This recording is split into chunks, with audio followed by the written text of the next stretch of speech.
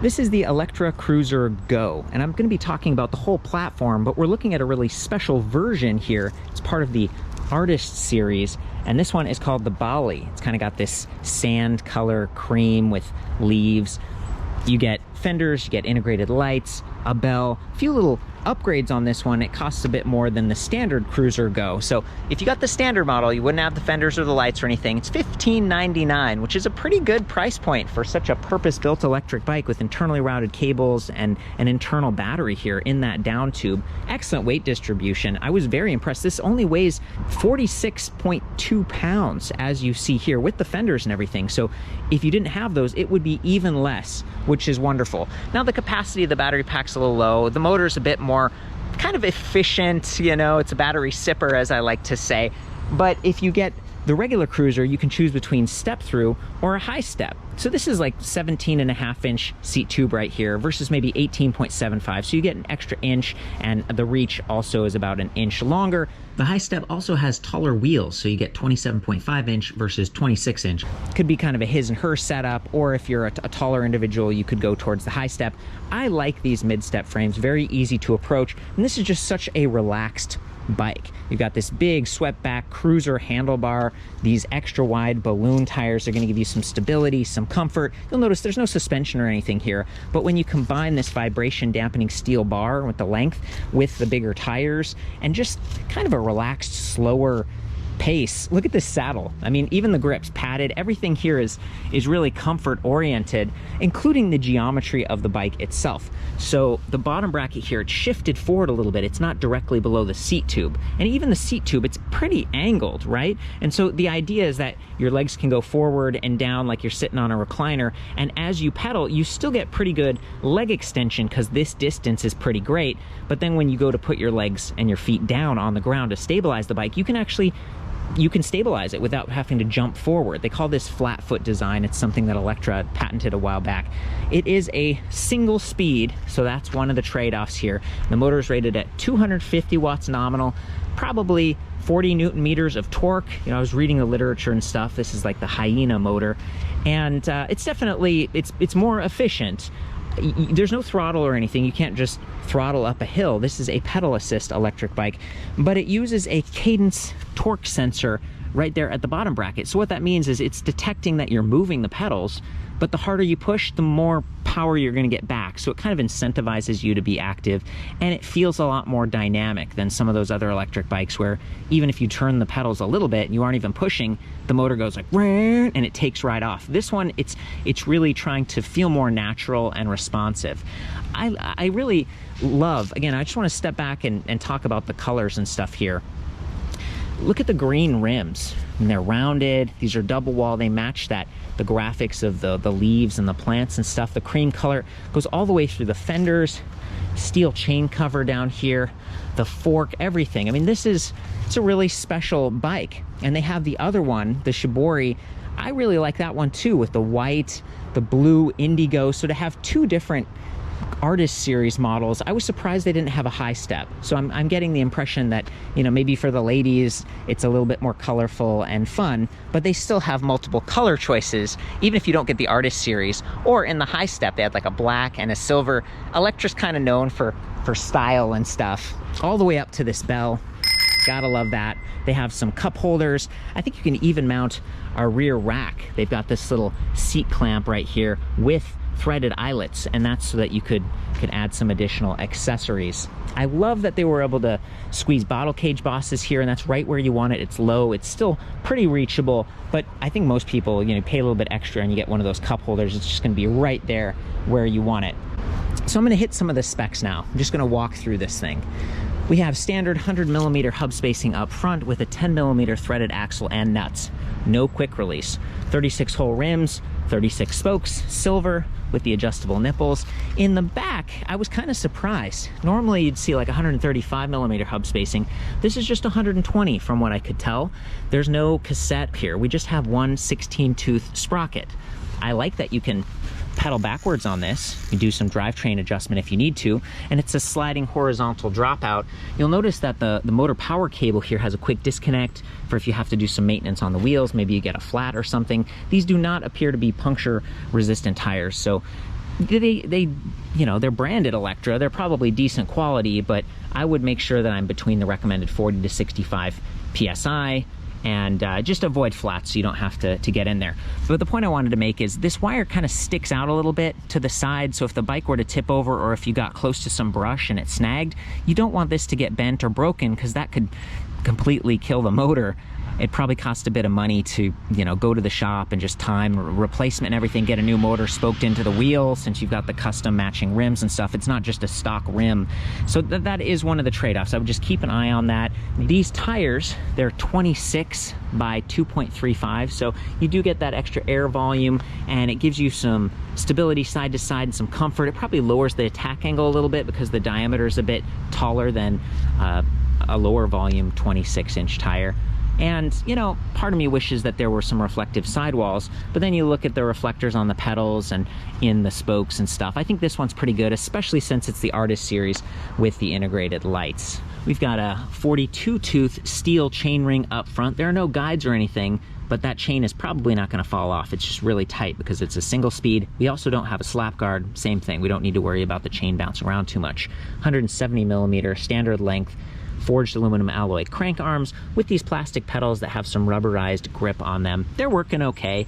I might swap these out for some wider pedals. You can get some Wellgo BMX pedals with pins, even adjustable pins. But for most neighborhood riding and stuff, I think this is a really good choice.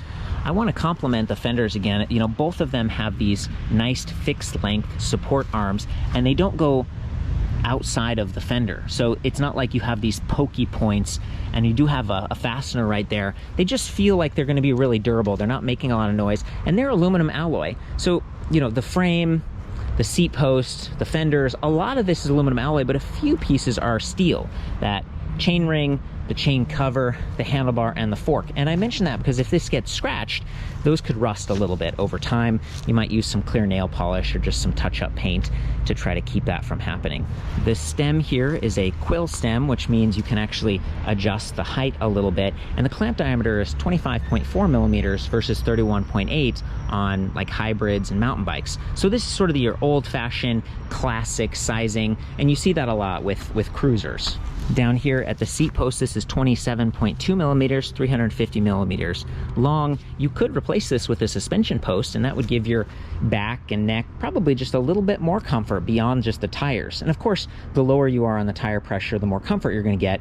But, you know, it's a bit of a trade-off because you're not going to be as efficient. So I'm really glad that they just went with like a standard, very industry standard 27.2 millimeter post. I don't really like the seat post clamp. We got some nuts here, and it's hard to adjust. It's like you need 2 wrenches, one on each side, to get this thing set up. But it already has elastomer bumpers built in, and it's very squishy. This is high quality stuff. Electra is part of Trek, which is one of the world's biggest bicycle manufacturers, and they have dealers all over the world. So you can go in and get fitted, and they can adjust everything just right for you. You know, these handlebars could swivel forward or back to change reach a little bit, and you raise and lower the saddle height. You can even slide it along the saddle rails there. So I'm a big fan of that, whether it's a flat tire or a software update or something. You know, you pay a little bit extra, not too much extra in this case, but you get a higher quality product. Coming over to the other side of the bike, you know, we've got these 4-finger mechanical disc brake levers, pretty standard. There are no motor inhibitors or anything, and I think that's because they're using a torque sensor. So you have to be pretty intentional. You're pedaling, you're actively pushing for that motor to activate. And since it's only rated at 250 watts, these disc brakes are going to be able to handle it and kind of overcome the motor, I think. So you've got these 180 millimeter rotors, which is pretty large. I was delighted to see that, really. The larger size gives you a better mechanical advantage and better cooling properties. You can see the caliper down here. You can actually adjust this yourself. It's easier to do than a hydraulic disc brake, but the downside is for that right brake lever, you're activating the rear brake. This brake line, the wire has to go a lot farther, right? So there's more friction that can happen. And if you look at how this is positioned, you know, condensation and dust can accumulate on that wire, and then they can sort of drain into this hose, and that sort of gums it up. I don't know if you've ever experienced this yourself, but I certainly have, where there's an old bike, it's been sitting around, and you kind of try the brakes, and the rear brake just takes more hand effort. So that is one of the compromises and part of how they're keeping this bike more affordable.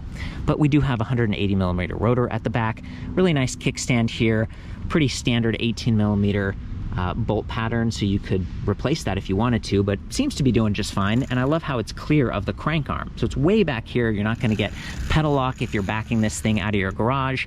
I want to point out again that a lot of the cables here are internally routed, and it just keeps this whole thing looking really clean. And this is the charge port. If we open this up, it's actually rubberized, so it feels like it's pretty well protected right here, especially with the fenders on this model. And the cap feels very solid. But it is pretty close to that left crank arm, so you can imagine if you're trying to plug this thing in, the wires from the charging cable, they can kind of get tangled up with that crank arm. I actually tested this, and it, you know, it didn't shear it off, it didn't unplug it, but it was just a little bit in the way. So the charger that comes with this bike, it's like 1.3 pounds, 2 amp. You know, it's not the largest or fastest, but the battery capacity here, it's 36 volt. It's like 250 watt hours. I'd say that the average battery pack capacity these days is closer to 500 watt hours. So, you know, that's about half, and we are using a more efficient motor. It kind of makes sense. It keeps the bike less expensive and lighter, which I can appreciate. One of the big downsides of the battery design, however, is that you can't really take it out of the bike without dropping the bottom bracket, and there's like a plastic cover down here that you'd have to remove. So for all intensive purposes, it's kind of part of the bike, which means you need to get this bike close to a plug on a daily basis in order to charge it. And if you're using this to commute to work or something and you need to top it off halfway, you got to have a charger down near the bike racks or something. Also, I should point out, these lithium-ion batteries, it's best to keep them at least 50% charged if you aren't riding the bike for extended period of time. You want to avoid extreme cold and extreme heat, and that comes back to storage. Maybe you don't have space in your laundry room or your house to store the bike. You end up putting it in the hot garage. That could degrade the cells over time. So it really is a trade-off, but I must say the aesthetic's really nice, and the fact that you can remove the battery for replacement, and you've got all these dealers and the great support of Trek and Electra, maybe it's not such an issue. So once you got the battery all charged, you unplug it, you close the cap, and you're ready to go for a ride, you just come up here to this little LED console, press the power button for a couple seconds, and it comes to life. We have 5 green dots. Each one represents a 20% step. So it's not super precise. I've noticed some of the other companies are going to 10%, or they'll have like a LCD screen that actually gives you a percentage, like 1% increments. It's just a little bit more basic. And then over here on the right, we have these red LEDs that represent your level of assist. There are 3 levels of assist. You can ride with no assist, and if you do that, you're basically just using that battery to support your integrated lights. So up here we have Kendo Plus by Spinninga. It's kind of a basic light. It's like one bright LED. It's a little bit aimable, and I love how high it's mounted because it's not going to get blocked by that front fender. In the rear, we have another Spinninga light. This one's called the Pixio. It's one LED, and it has a reflector built in. It's a little bit low on the fender, and it's sort of the most extreme point of the bike. So if you back into a wall or a bike rack or something, you're gonna hit this plastic light instead of the fender. If it was me, I would have put it maybe a little bit higher up, but perhaps they were planning for the people who add a rack or something, and they wanted to make sure it stayed clear. So I would just be careful not to bump that. It's just a piece of plastic, you know, it's not the most sturdy thing I've ever seen. If you wanted to turn the lights off, you just hold the plus button for a second, and there they go. Probably good to run with them though. And I should say, you know, the headlight doesn't have any side cutouts or anything, so this is just sort of basic. If you want to do walk mode, let's say that you got a flat tire or you're going through a park and you don't want to push the bike, you want the bike to help, it's sort of a 2-step process. So I'm gonna stow the kickstand. First, you hold the minus button until the red LEDs start to go like that, and then you press plus, and there you go. The motor just comes right on, and this is a really nice speed for walk mode. A lot of times I'll be testing bikes and they just take off and you're like chasing it. So this is much more relaxed. I really appreciate that. As soon as you let go of the plus, walk mode kind of stops. I guess you could, oh, yep, there we go. And a couple seconds later, the lights stop doing their thing. So at this point, I'm gonna hop on the bike and pedal around. I'm gonna easily stand over it like that and these nice grips. They do feel really good. They are not locking, so they could spin and twist a little bit. Hopefully they hold up. The stitching and everything is so nice, but makes me wonder about water, since there are kind of holes in the top, and they're just really texturized to give you that Bali kind of match. Really did a lot to make this bike beautiful. So I'm going to take it up to the highest level of assist. I've got my foot in the upright position, start pedaling.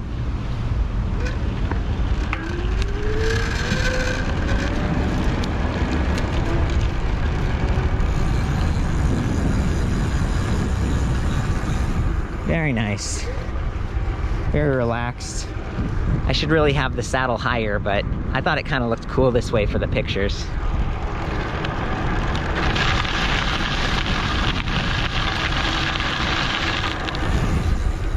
Feeling fairly stable because of those bigger tires.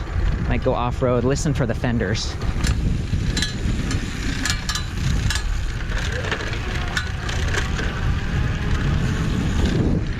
That little metallic chime you were hearing, I think that's actually the chain bouncing into the chain cover. So the fenders they're doing good. They're secured really well. They aren't rattling around a whole lot. Okay, we're in the highest level of assist. We'll just pedal along and get some motor feedback.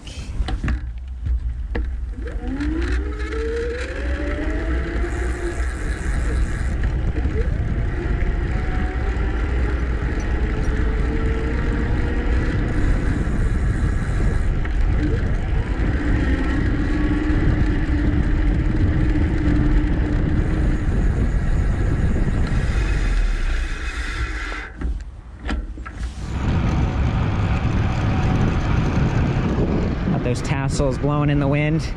Gotta love that. Yeah, it's a very quiet and smooth bike.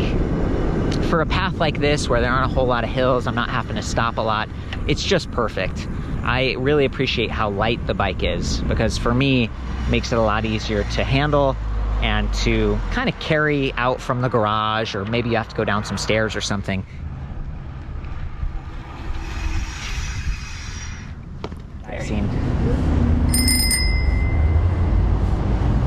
Well guys, that's about it. Whatever electric bike you choose, I hope you have a great time out there. For me, the upgrade to this Artist series is totally worth the 200 bucks. I do like the Shibori color scheme a lot, and I kind of wish they had a high step version, because I would probably get the bigger frame and stuff for myself. But as a guy, I'm 135 pounds, about 5'9", 30-inch inseam, and this is totally working. Again, I would raise the saddle a little bit, but otherwise, lots of fun to cruise around on. Back at ElectricBikeReview.com, I've got some cool comparison tools, so you could check out the Townie Go, and I also have some forums, so you can ask people about the best accessories, whether it's racks or bags. I mentioned Electra has a lot of their own stuff, but sometimes you find a third-party option that works great too. This is a totally free review. I want to thank City Cycles in Langley for loaning me one of their bikes to go cruise around on. My goal is just to be objective and help you out and have fun. So ride safe out there. I love you, and we'll see you next time.